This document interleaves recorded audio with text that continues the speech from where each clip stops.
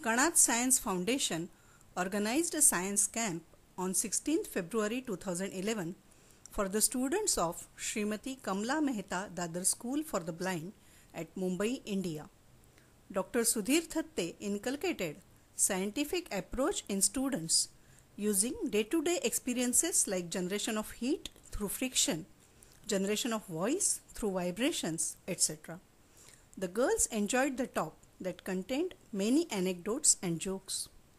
Nandini Thatte told the girls a mathematics fiction written by her named Value of Zero, which personified the numbers and the operations in mathematics. The story that uses various mathematical properties of zero, familiar to everybody, was relished by the listeners. Chitra Raze told a futuristic science fiction, Parmanu Puranam, written by Dr. Sudhir Thatte. Students were amazed to find how the cultural evolution of human beings takes turn from time to time. Professor Sheila Thakre demonstrated with interesting examples how mathematics is great fun. The girls were enchanted by the experience how the multiplication table of number 9 is hidden in the fingers of their palms. The girls were completely engrossed in science songs sung by Aarti Thatte in melodious voice. Uma played tabla and Sonu played harmonium.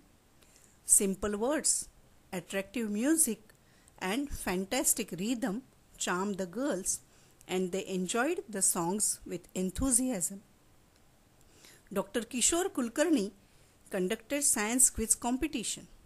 Various questions enabled the girls to test their knowledge and enhance it. Idea.com was a very innovative program that challenged the girls to use their imagination and scientific methods to present novel ideas independently. The girls accepted the challenge and put forward various new ideas. Director of the institution, Srimati Suparna Ajgaonkar, distributed the prizes to the students for their excellent performance in the camp. Srimati Suparna Ajgaonkar also thanked all the volunteers of Kanad Science Foundation for conducting a very interesting science camp. The students thanked Shri Ravikumar Paudwal for his help in organizing the program.